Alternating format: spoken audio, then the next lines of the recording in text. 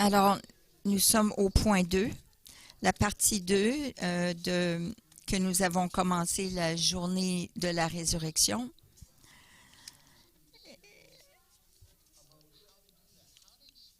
Alors, comment expérimenter le pouvoir de la résurrection en adoptant la croix? On veut la puissance de la résurrection, mais on ne peut pas tant qu'on n'aura pas adopté la croix. Jésus est ressuscité après avoir enduré la croix. Alors, une révision de la semaine dernière.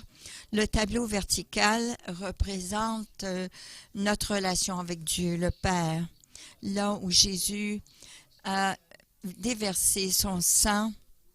Il a versé son sang à partir de la tête jusqu'aux pieds, afin que nous puissions avoir une relation avec notre tête qui est Père, le Père, et que nous soyons ses pieds sur la terre aujourd'hui, que nous puissions le représenter. Alors voici notre verset, Colossiens 1, 21-22. Il vous a maintenant réconciliés par sa mort dans le corps de sa chair, pour vous faire paraître devant lui saint, irrépréhensible et sans reproche. Voici le point de vue vertical. C'est la réconciliation de l'homme et Dieu avec ce que Jésus a fait sur la croix. Nous avons aussi appris, dans notre révision, nous avons aussi appris qu'il y a un tableau horizontal, notre relation avec l'homme. Jésus a versé son sang, mais à partir de ses mains, afin qu'on soit réconcilié avec les autres. Il nous a racheté nos mains afin qu'on le représente ici sur la terre. Non seulement que Dieu nous a réconciliés avec lui, mais il nous a aussi réconciliés avec l'un l'autre. Éphésiens 2, 14 et 15 dit « Car il est notre paix, lui qui des deux n'en a fait qu'un, et qui a renversé le mur de séparation, l'inimitié ayant anéanti par sa chair la loi des ordonnances dans ses prescriptions, afin de créer en lui-même avec les deux un seul homme, nouveau, en établissant la paix. »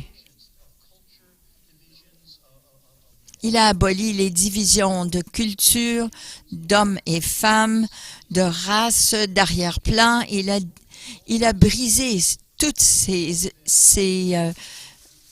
murs parce qu'il nous a créé en lui-même un homme seul, un homme nouveau. Jésus, le nouvel homme, le nouvel Adam, comme une création rachetée. Il a fait de nous un homme nouveau en établissant la paix. Il n'y a aucune raison dans le corps de Christ que les gens dans le corps de Christ soient en conflit l'un avec l'autre. Parce que Jésus, sur la croix, ce qu'il a fait horizontalement, il nous a réconciliés les uns avec les autres. Et on a aussi discuté qu'on ne peut pas vraiment aimer Dieu sans l'aide les uns des autres, mais on ne peut pas s'aimer sans l'aide de Dieu.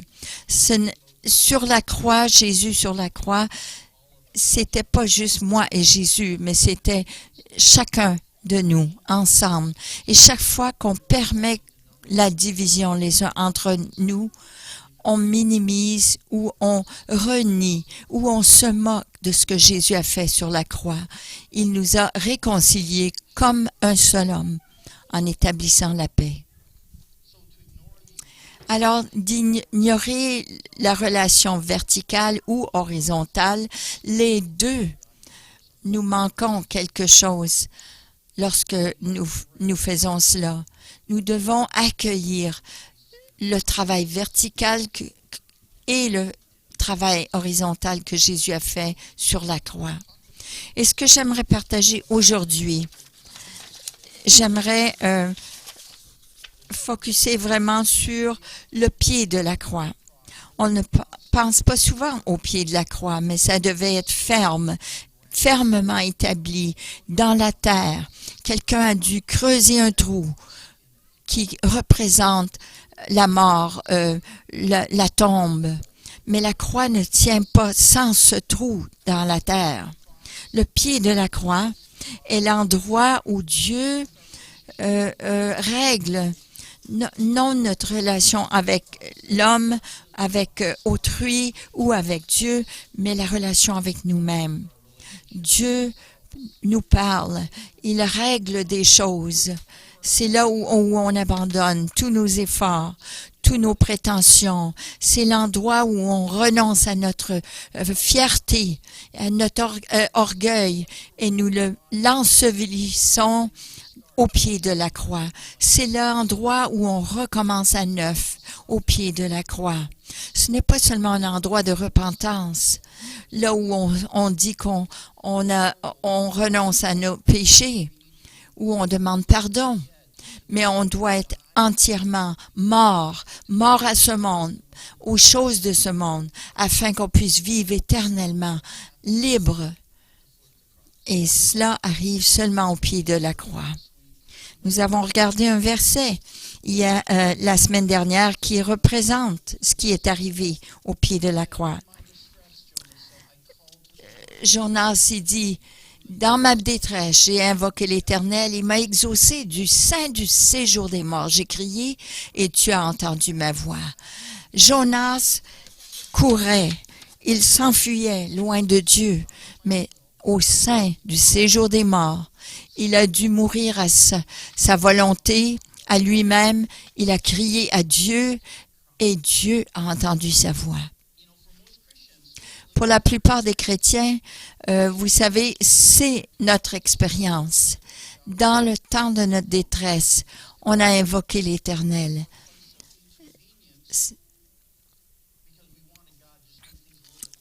Ce n'est pas un endroit d'inconvenance parce qu'on veut que Dieu arrange nos affaires, mais c'est un endroit où on vient au bout de nous-mêmes, un endroit où il y a la tombe, la mort, et on crie à Dieu pour nous donner une nouvelle vie.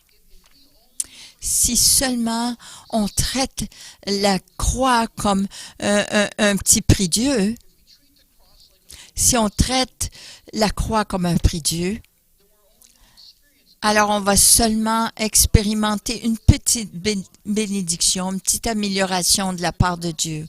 Mais si on traite le pied de la croix comme une tombe, un endroit de la mort, là, on va expérimenter une transformation d'une vieille vie à une nouvelle vie, une vieille création à une nouvelle création, à la résurrection, la puissance de résurrection de Jésus. Dit d'une autre façon, c'est que Dieu ne sera pas touché d'amener la résurrection à notre vie si nous, on ne peut pas mourir à nous-mêmes. Parce que sans la mort, il n'y a pas de résurrection. On doit venir à l'endroit où on lui offre un corps mort pour qu'il puisse nous ressusciter. Jusqu'à ce qu'on meure à nous-mêmes au pied de la croix, il n'y a pas de besoin de résurrection. Et donc, on ne l'expérimentera pas, cette puissance de résurrection, si on ne vient pas à l'endroit où je meurs à moi-même. Alors, dit d'une autre façon, si je veux expérimenter la puissance de la résurrection, premièrement, je dois être prête à recevoir, à expérimenter la puissance de la mort, la puissance de la tombe, pour dire vraiment, cette vieille vie doit mourir. La vie de résurrection demande, exige la mort. On chante, vous savez, la puissance, il y a de la puissance dans le sang. Mais il n'y a pas de puissance de la résurrection à moins qu'il y ait une mort en premier. Nous, comme chrétiens, on doit venir à cet endroit où non seulement on a été réconciliés avec Dieu, non seulement on a été réconciliés les uns avec les autres, mais on se réconcilie à nous-mêmes, qu'on doit mourir à nous-mêmes. Et quel est le but de mourir à soi-même? Quel est le but, l'objectif de mourir à soi-même? Numéro 1, chaque personne doit mourir afin de suivre Jésus. Vous le devez.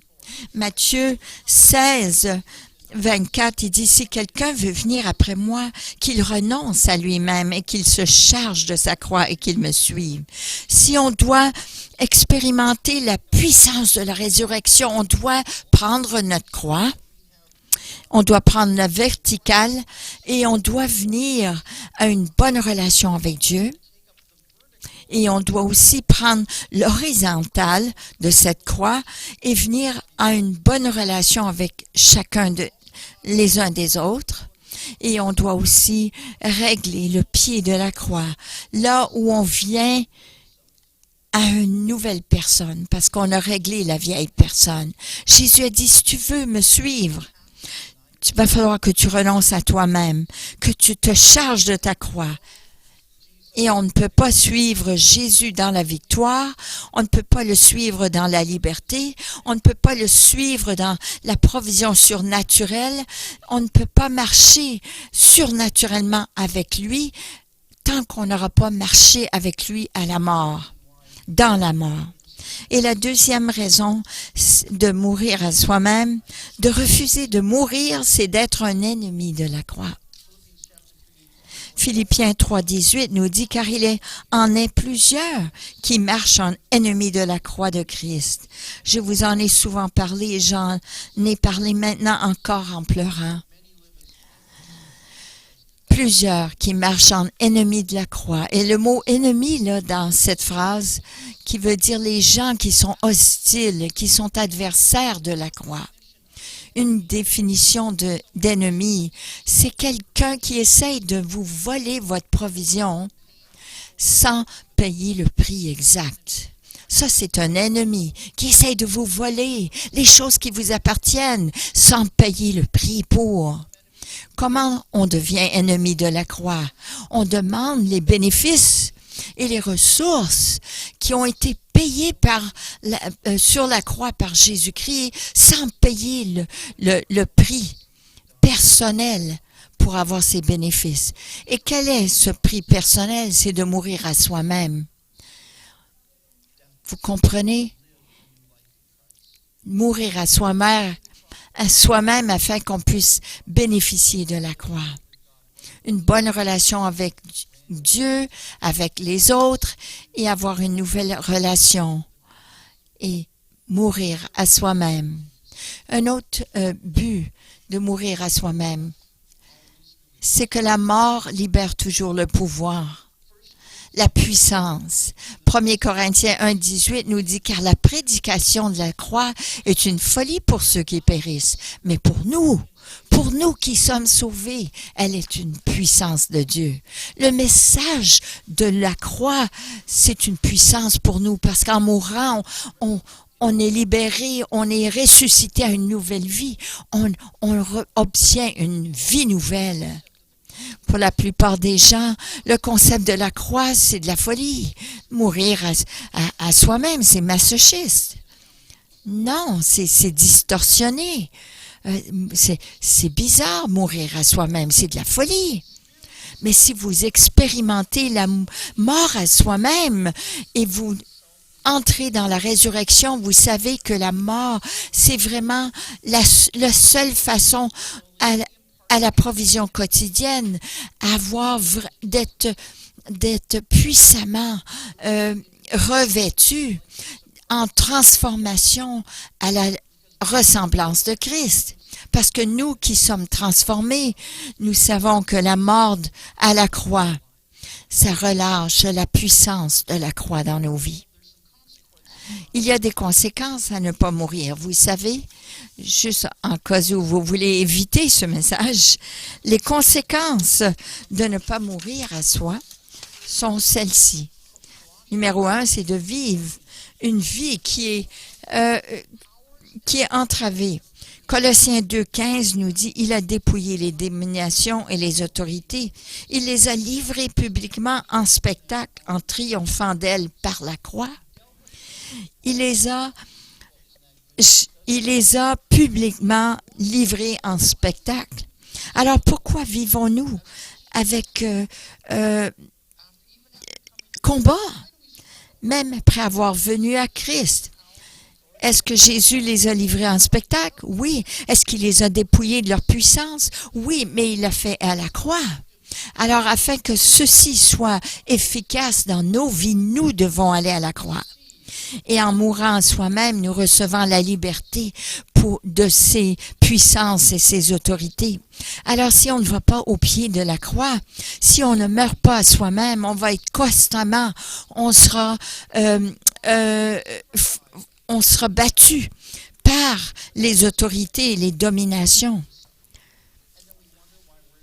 Alors, on se demande pourquoi on n'est pas libéré, pourquoi on est encore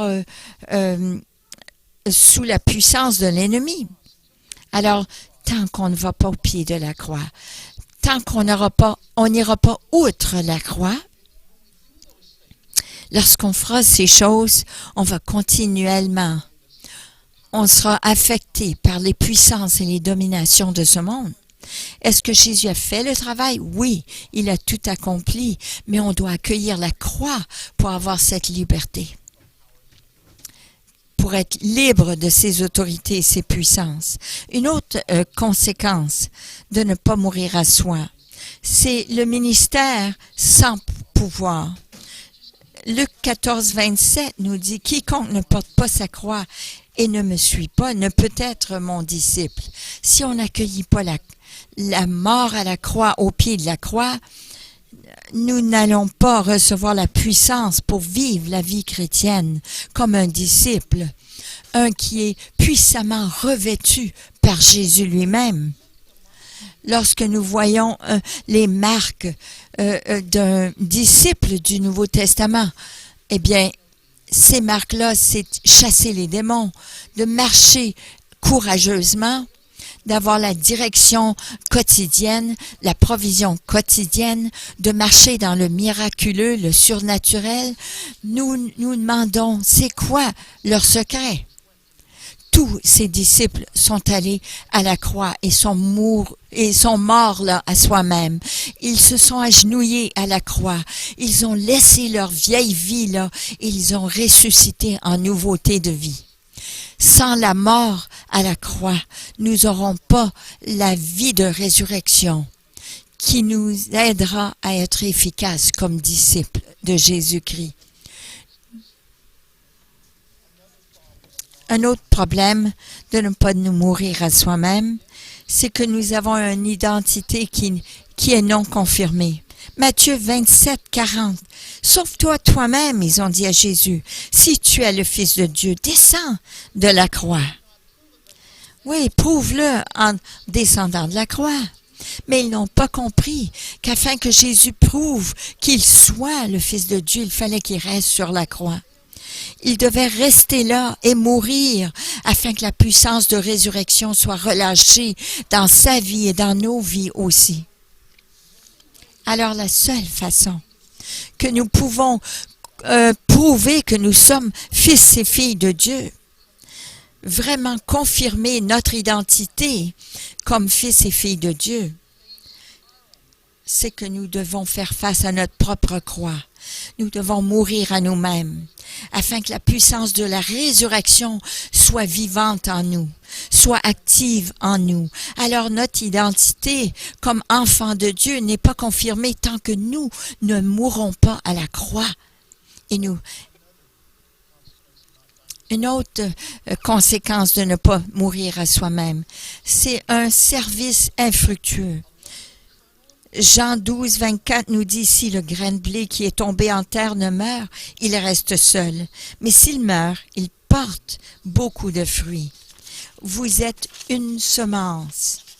Et si vous n'avez pas été à la croix et vous n'êtes pas mort, vous resterez une semence. Mais si vous mourrez à vous-même, Dieu va mettre sa multiplication, le facteur de multiplication, et vous porterez beaucoup de fruits. La Bible dit. En chacun de nous, il y a beaucoup de potentiel pour affecter beaucoup de vies. et de porter beaucoup de fruits. Mais tant qu'on ne meurt pas, ce potentiel demeure en nous et demeure lié comme une semence. Nous devons mourir à nous-mêmes afin de produire ce fruit. Les fruits que Dieu a déjà préparés d'avance, c'est déjà écrit dans le livre. Mais tant que nous ne mourrons pas à nous-mêmes, nous restons une semence singulière. Une cinquième conséquence de ne pas mourir à soi-même, c'est une pensée légaliste. Galates 6,12 nous dit « Tous ceux qui veulent se rendre agréables selon la chair vous contraignent à vous faire circoncire, uniquement afin de n'être pas persécutés pour la croix de Christ. » Qu'est-ce que ça nous dit là? Pourquoi est-ce qu'il y avait des convertis juifs qui venaient à Christ, mais qui prêchaient toujours la circoncision? Parce qu'ils avaient compris que la mort était la mort de tous ces règlements. D'accueillir la croix, c'était d'être libre de toutes ces lois, tous ces légalismes, incluant la circoncision. Alors la circoncision était vraiment le test que si vous vous soumettez à toutes ces lois ou si vous avez accueilli la croix, vous avez accueilli ce que Jésus a fait sur la croix. Alors vous êtes libre de tout légalisme. Il ne voulait pas être persécuté. Même s'ils étaient chrétiens, ils voulaient continuer de faire les choses de la loi parce que mais ce qu'ils faisaient, c'était qu'ils prêchaient la circoncision, mais ils restaient liés au légalisme. Ils étaient des chrétiens qui étaient, au lieu d'être des chrétiens qui étaient libérés par le sacrifice de Jésus, ils restaient liés par leur façon de penser du légalisme. Il faut accueillir la croix pour être libéré du légalisme. Et si vous êtes quelqu'un qui combattez toujours le légalisme, c'est peut-être encore, vous n'avez pas accueilli la croix. Vous n'avez pas mort à vous-même. Parce que si vous êtes mort à vous-même, vous savez, un policier n'arrêtera pas un homme mort et lui dire « Ah, tu faisais de la vitesse. » Non, il est mort. Et tant que vous n'êtes pas mort, vous êtes sous la loi. Mais une fois que vous êtes mort, vous êtes libre de la loi. Colossiens 2,14 nous dit « Il a effacé l'acte dont les ordonnances nous condamnaient et qui subsistait contre nous. Il l'a détruit en le clouant à la croix. » Il l'a cloué à la croix. Le légalisme, la performance et tous ces services de religieux, toutes ces choses qui font de nous les efforts pour devenir une meilleure personne, pour que vous soyez vus mieux par les autres. Non, Jésus a détruit tout cela en le clouant à la croix. Mais nous, on est seulement libérés de la loi lorsqu'on meurt à soi-même, au pied de la croix. Alors, comment expérimenter en réalité la mort à la croix? Comment est-ce qu'on fait cela? Comment mourir à soi-même? Parce que c'est vraiment ça le thème. Si on ne meurt pas à soi-même, on n'expérimente pas la puissance de la résurrection. Parce que la résurrection est pour les morts. De quelle façon allons-nous faire cela? Comment expérimenter cela? La mort de la croix. Numéro 1, nous devons renoncer à tout effort humain. Choisissez aujourd'hui, si vous ne l'avez pas fait déjà. Matthieu 16, 24 dit alors Jésus dit à ses disciples, si quelqu'un veut venir après moi, qu'il renonce à lui-même, qu'il se charge de sa croix. Renoncer à soi-même, ça veut dire de se renier soi-même. On se détourne de toute chose personnelle que nous gérons dans notre vie. Renoncer à toutes ces choses. Toutes ces choses qui fait que nous essayons de gérer la douleur et la souffrance dans notre âme. Mais on doit renoncer à tout effort humain, toute performance, toute prétention, toute justification de soi que nous utilisons pour rendre nos vies meilleures. Mais renoncez à cela. Tournez votre dos à cela. Complètement. Colossiens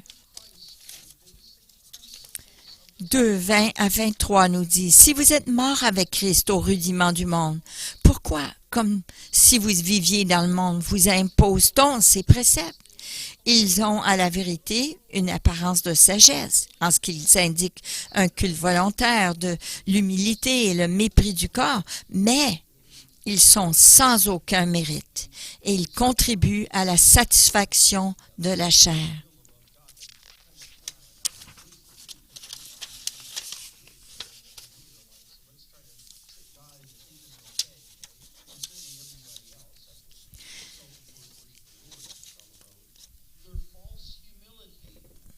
Fausse humilité. Je me rappelle d'un homme, lorsqu'il faisait quelque chose, lorsqu'on le remerciait, il disait « Oh non, non, non, c'était pas moi, c'était le Seigneur. » Et ça semblait être très humble. Mais peut-être, si ça avait été le Seigneur, ça aurait peut-être été bien meilleur. Vous comprenez ce que je veux dire? C'est une fausse humilité. Vous n'avez pas besoin de prétendre. Et le mépris du corps. Il faut que j'ai l'air correct. Il faut que je sois parfait. Mais tout cela contribue à la satisfaction de la chair. Si vous viviez dans le monde et vous impose-t-on ces préceptes, une apparence de sagesse, le manque d'humilité, le mépris du corps, tout cela sont sans mérite.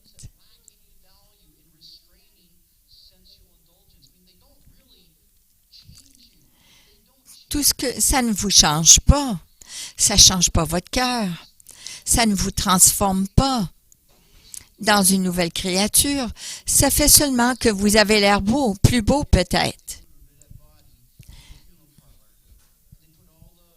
Vous savez, c'est comme là, on vous embaume pour que vous ayez l'air tellement vrai dans la tombe. Mais qu'est-ce que vous dites lorsque vous allez à la tombe? Vous dites, « Oh, ils ont l'air très beaux, mais ils sont morts. » Ça ne leur a pas donné la vie. Ils sont juste des beaux mourants, des beaux morts. Mais il faut qu'on renonce à tout effort humain. Il manque de valeur. Il manque de mérite.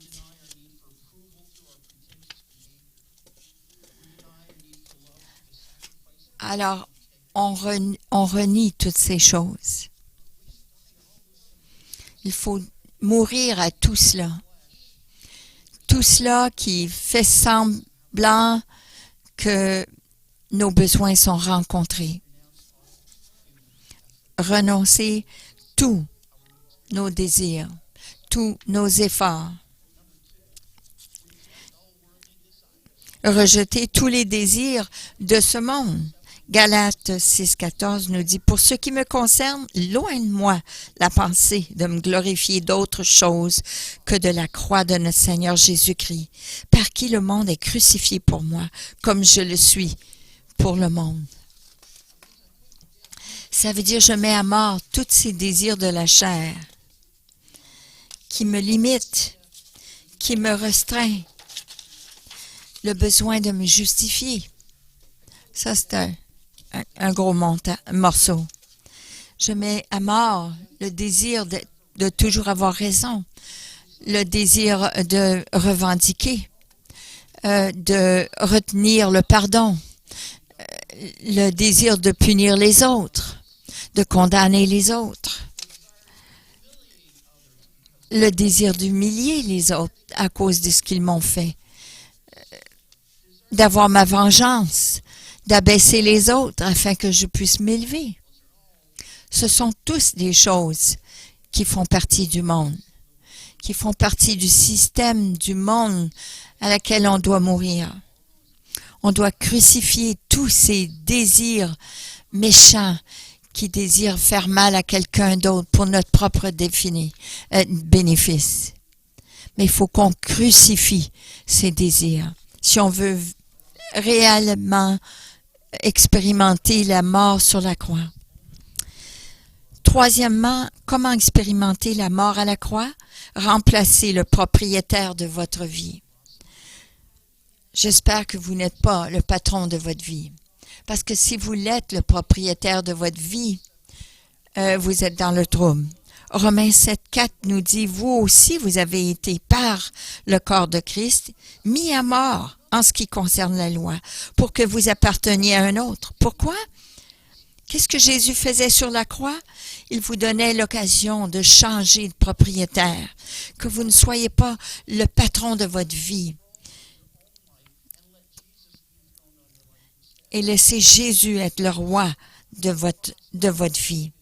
C'est ce qui est arrivé ici à la croix en laissant Jésus faire cela. À celui qui est ressuscité des morts afin que nous portions des fruits pour Dieu, afin que vous apparteniez à un autre. Aussi longtemps qu'on sera vivant,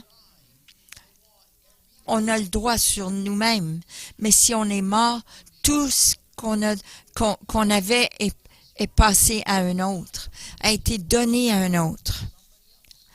Lorsque vous êtes mort, vous avez donné tout ce que vous aviez, vous le donnez à un autre. Avant d'appartenir à Christ, vous apparteniez à celui qui était le diable, celui qui menait le monde. Vous étiez dans lequel vous marchiez autrefois, selon le train de ce monde, selon le prince de la puissance de l'air, de l'esprit qui agit maintenant dans les fils de la rébellion. On appartenait à lui avant. Mais Éphésiens 2 nous dit cela. C'était lui qui était le propriétaire de nos vies. Mais la seule façon d'être libéré de sa propriété, c'est de mourir. Et de mourir à soi-même, on meurt à Satan. Dans le premier centenaire, lorsqu'une personne était baptisée dans l'eau, la première chose qu'il disait, c'est renoncez-vous à Satan et toutes ses voies. C'était la première chose qu'on disait lorsque une personne était baptisée dans l'eau. Parce que la personne devait déclarer qu'il changeait de propriétaire, qu'il n'appartenait plus aux choses du monde. On meurt à Satan et on est ressuscité à une nouvelle vie et maintenant on appartient à un autre. On appartient au Seigneur Jésus. Seulement si on meurt, il n'y a pas de nouveau propriétaire. C'est un bon message, un message heureux, n'est-ce pas? Numéro 4. Comment allons-nous expérimenter la mort à soi-même? C'est de répondre à l'offre de grâce de Dieu. Nous avons vraiment manqué quelque chose.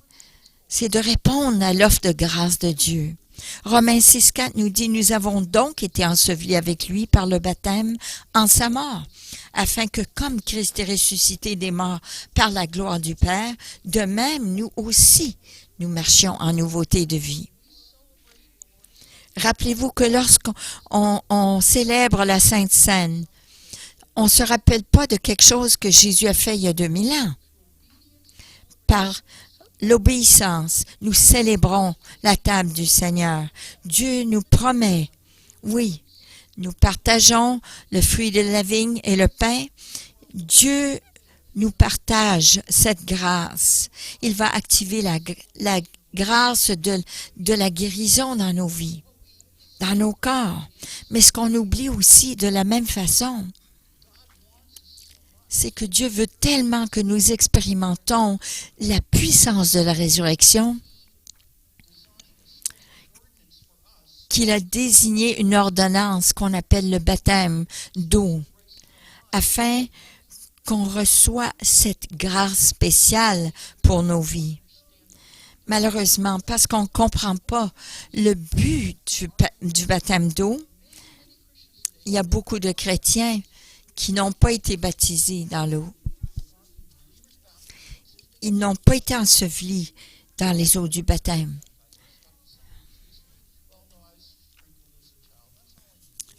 J'ai parlé à quelqu'un dernièrement, il a dit, j'ai été aspergé avec de l'eau quand j'étais bébé. C'est pas, n'est-ce pas, suffisant? Non, parce que d'être enseveli dans l'eau, vous êtes, le baptême d'eau, qu'est-ce que ça fait? Vous êtes enseveli avec lui par le baptême.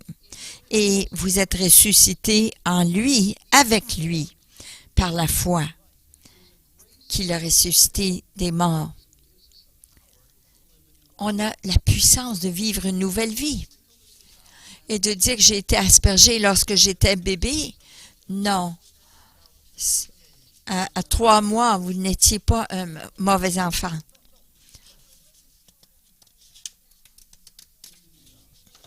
Non, d'être enseveli. Qu'est-ce qui arrive avec le larron qui était sur la croix? Il n'a pas été baptisé parce qu'il n'avait pas besoin d'être baptisé pour vivre une vie chrétienne. Parce qu'il est mort. S'il avait vécu une journée de plus, il aurait été enseveli dans les eaux du baptême.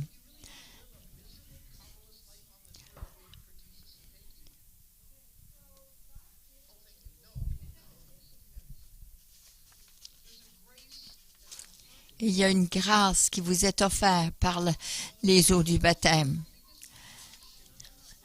Il y a des gens qui disent, mais ils ne sont pas assez matures, ils viennent d'accepter Jésus, ils ne sont pas suffisamment matures pour comprendre. Et comment vieux avez-vous besoin d'être pour être libéré de vos péchés? Et comment vieux avez-vous besoin d'être pour être libéré? Colossiens 2,12 nous dit, ayant été ensevelis avec lui par le baptême, vous êtes aussi ressuscités. Vous êtes ensevelis avec lui, avec Christ, vous êtes morts à vous-même et vous êtes aussi ressuscités en lui et avec lui par la foi en la puissance de Dieu qui l'a ressuscité des morts. Les eaux du baptême vous accordent une grâce spéciale qui vous donne une liberté additionnelle pour vivre dans la puissance de la résurrection. Mon ami Al Roach, il est allé dans le nord du Québec, chez les Inuits. Et eux, ils coupent un trou dans la glace. Puis là, ils mettent les gens dans la glace. Non seulement, ils sont venus. Ils sont non seulement été ensevelis dans cette eau glaciale, mais ils en sont ressortis, pas à cause du froid, mais avec la puissance du parler en langue. Ils ont reçu une langue nouvelle.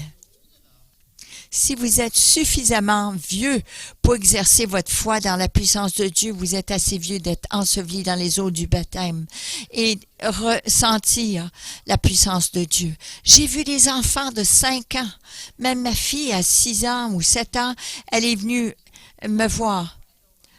Maman et papa, elle nous a dit, je voulais vous dire que j'avais reçu le baptême du Saint-Esprit. Il fallait qu'elle reçoive tout ça. Elle a dit, j'ai reçu Jésus, maman et papa, j'ai reçu Jésus, j'ai reçu le baptême du Saint-Esprit. J'ai parlé en langue. C'est correct. 6 ans, 7 ans. Mais elle a été remplie du Saint-Esprit. Quel âge il faut avoir pour recevoir le Saint-Esprit? Suffisamment pour avoir la foi dans la puissance de Dieu. Dieu veut tellement qu'on soit libéré de notre vieille personne qu'il demande qu'on soit baptisé dans l'eau. C'est un ordre qu'il nous le donne aussitôt qu'on est converti. Pour expérimenter la grâce de Dieu pour une liberté en lui. Si vous faites une étude biblique, vous allez découvrir que dans tous les cas que quelqu'un a reçu Jésus comme sauveur, dans l'heure, ils ont été baptisés dans l'eau. Ils n'ont pas eu de formation, ils n'ont pas été d'un âge particulier. Ils savaient qu'il y avait une grâce spéciale pour recevoir le Seigneur. Est-ce que c'est bon? Est-ce que ça vous donne le salut? Non. Mais est-ce que ça vous rend efficace et victorieux dans votre vie chrétienne? Oui. Rappelez-vous de l'Éthiopien dans le désert qui a dit à Philippe, est-ce que je peux être baptisé tout de suite? Le geôlier philippien, dans le milieu de la nuit, il a été baptisé. Dorcas, elle amène les gens au Seigneur sur le bord de la rivière. Ils ont été immédiatement baptisés. Pas comme une loi, mais un avenue pour recevoir additionnellement une grâce de Dieu. Chaque converti était baptisé en dedans d'une heure de leur salut. Parce qu'on a besoin de mourir à soi-même et de vivre dans la vie de résurrection de Dieu. Romains 6,4 nous dit, on a été baptisés. Oui, nous aussi, on peut vivre cette vie de résurrection. On reçoit la grâce de Dieu.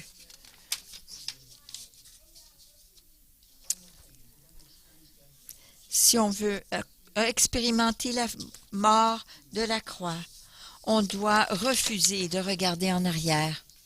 Luc 9, 62 nous dit, Jésus lui répondit, quiconque met la main à la charrue et regarde en arrière n'est pas propre au royaume de Dieu.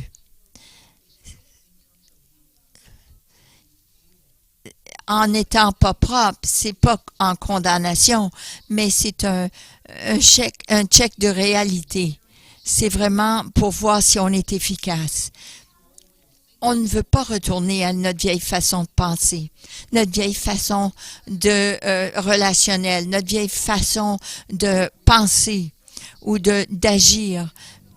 Parce que si on regarde en arrière, on prend le légalisme, la prétention, les religions, la condamnation.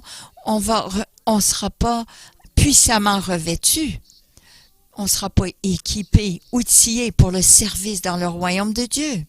On ne sera pas capable. Parce on vient de renier ce que Jésus a fait sur la croix en regardant en arrière. On retourne à la performance, mais on est mort à cela. Alors pourquoi continuez-vous de faire cela?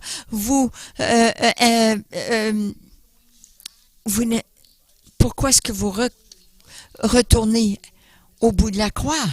Il y a seulement que la misère, l'esclavage, la prétention.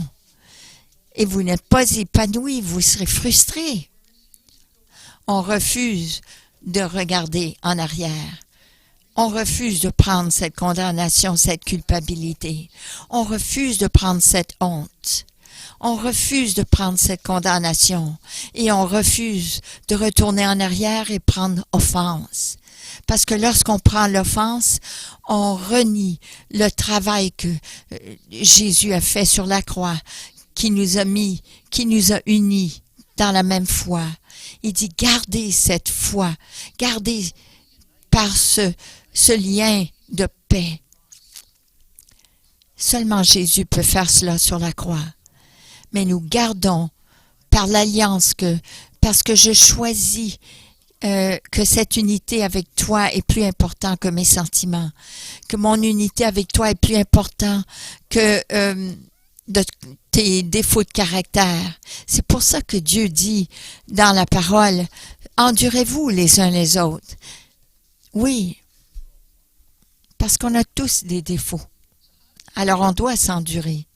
Alors comment expérimenter les bénéfices de la croix? Et les bénéfices complets des bénéfices de la croix. On renonce à tout effort humain. On rejette tous les désirs de ce monde. On remplace le propriétaire de notre vie. On répond à l'offre de grâce de Dieu. Et on refuse de regarder en arrière. C'est seulement à la mesure que nous accueillons la croix, que nous accueillons Dieu et les autres, et de mourir à soi-même au pied de la croix, c'est seulement à cette mesure qu'on peut vraiment expérimenter la puissance de la résurrection. Éphésiens 3, 20. Or, à celui qui peut faire, par la puissance qui agit en nous, infiniment au-delà de tout ce que nous demandons ou pensons. C'est par la puissance de sa résurrection. Et si nous voulons vraiment ressentir cette puissance de résurrection, on doit vivre la puissance de la mort. Que devons-nous faire avec la croix? Embrasser la verticale. Accueillir la verticale en se réconciliant avec Dieu. On doit accueillir l'horizontale en se réconciliant avec les autres, avec nos collègues, avec l'homme. Et accueillir le pied de la croix, c'est d'être recréé en une nouvelle personne, en mourant la vieille créature qui est morte à la croix. Fermons nos yeux et faisons ceci. On a fait une petite activation la semaine dernière de la verticale et de l'horizontale. On s'est accueillis les uns les autres, on s'est engagés les uns vers les autres, mais mourons à nous-mêmes aujourd'hui. Juste en cas où. Père, au nom de Jésus, nous renonçons à tout effort humain, tout combat, toute performance, toute pression, tout service, toute prétention.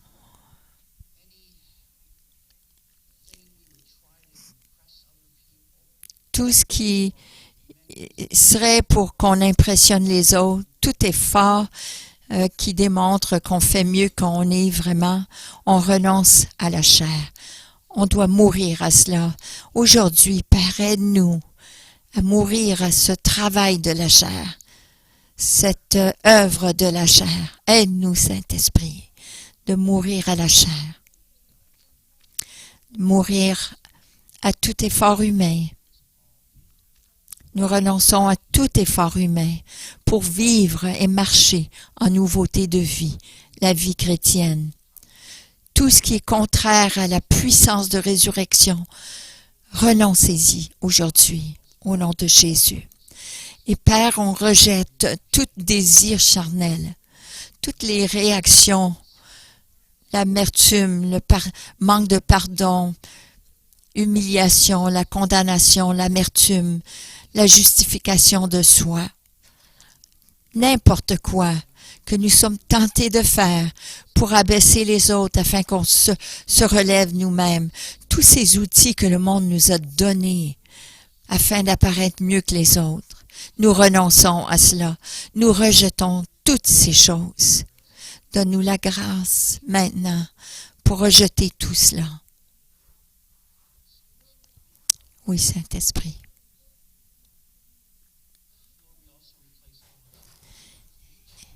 Nous remplaçons le propriétaire de notre vie. Nous choisissons de mourir à nous-mêmes afin qu'on ne soit pas sous le propriétaire de Satan. Si vous n'avez jamais fait cela, dis, je renonce à Satan, toutes ses voies. Je me détourne de lui. Je ne suis plus dans son royaume. Je meurs à moi-même. Et je me donne au Seigneur Jésus comme un trophée pour ce qu'il a fait sur la croix pour moi. Je change de propriétaire aujourd'hui. Seigneur Jésus, je suis à toi. 100%, je suis à toi. Je t'appartiens complètement, pleinement, avec tout mon cœur. Éternellement, je suis à toi. Je t'appartiens. Tout ce que je suis, tout ce que je ne suis pas, tout ce qui m'appartient, t'appartient maintenant. Seigneur, je réponds à ton offre de grâce. Si je n'ai jamais reçu les eaux du baptême, je choisis de prendre un rendez-vous pour être baptisé dans l'eau, car je dois faire ce symbole d'être baptisé, enseveli et d'être ressuscité dans cette nouveauté de vie avec toi. Je prends ce choix, que je puisse accepter cette offre de grâce, Seigneur, pour vivre en nouveauté de vie. Et Seigneur, je refuse de regarder en arrière. Je refuse de regarder en arrière je refuse d'aller à l'effort humain, au désir charnel. Je refuse me retourner vers la condamnation, la culpabilité, l'amertume. Je refuse de penser ces choses de moi-même ou des autres même. Et je mets une ligne que je fais un choix aujourd'hui et je ne retournerai jamais en arrière. Par ta grâce et avec ton aide, jamais je me retournerai vers l'arrière. Aujourd'hui, si je ne l'ai jamais fait, avril, le 23 avril 2017, je choisis de mourir à moi-même. Je choisis de m'agenouiller au pied de la croix et de permettre la puissance de la mort de prendre mon vieil homme, ma vieille personne, afin que j'expérimente la puissance de la résurrection de Jésus-Christ.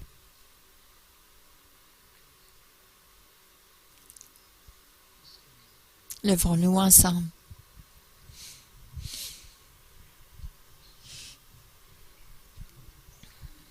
Qu'allons-nous faire avec la croix? Cette chose qui est sur le mur, qu'est-ce que nous faisons avec cela? Nous accueillons le vertical, Seigneur Jésus. Nous sommes réconciliés avec toi par le sang de Jésus. Je vous demanderai de mettre votre main sur votre poitrine et dites avec moi, Seigneur, nous permettons l'œuvre de Jésus-Christ d'activer notre vie. Nous sommes réconciliés avec Dieu. Fais ton travail, Saint-Esprit. Fais ton œuvre, Jésus. Merci pour ce que tu as fait sur la croix. Nous accueillons l'horizontale. Nous choisissons aujourd'hui de ne pas prendre d'offense les uns avec les autres à cause de ce que Jésus a fait sur la croix, parce qu'il a fait de nous un seul homme. Il nous appelle son épouse, l'Église. Précieuse, cette chose précieuse pour laquelle tu es mort sur la croix. Nous choisissons d'être réconciliés à l'homme et nous refusons de faire quoi que ce soit qui renierait ce que tu as fait sur la croix. Nous sommes un, nous sommes unis par toi. Et nous accueillons aujourd'hui le pied de la croix. Encore une fois, nous choisissons de mourir afin que tu puisses nous recréer par la puissance de Dieu, cette puissance de résurrection, afin que nous vivions comme une nouvelle créature, recréée en Christ Jésus. Si quelqu'un est en Christ, il est une nouvelle création à cause de la résurrection de Jésus. Maintenant, nous prions, Père, au nom de Jésus, que tu relâches la puissance de résurrection dans cette pièce, dans la vie des gens ici, dans les corps ici, que nous puissions vivre, que nous vivions une vie nouvelle, une nouvelle façon de vivre, que nous soyons puissamment revêtus, Seigneur, dans cette nouvelle identité de Christ, pour servir puissamment, libre, pour vivre et marcher pour toi comme fils et filles de Dieu, pour le royaume de Dieu. Qu'aujourd'hui, le 23 avril 2017, nous puissions soit vraiment une action, un relâchement de ta vie de résurrection. Aujourd'hui, nous le recevons par la foi. Nouvelle infusion dans nos cœurs et dans nos vies de ta vie de résurrection, afin que nous puissions vivre comme tes fils et tes filles, les fils de Dieu. Et tout le monde dit Amen. Amen. Amen. Lorsque vous vous levez demain, dites « Je me lève par la puissance de la résurrection ». Et chaque jour, déclarez cette vie de résurrection et voyez la provision de Dieu pour vos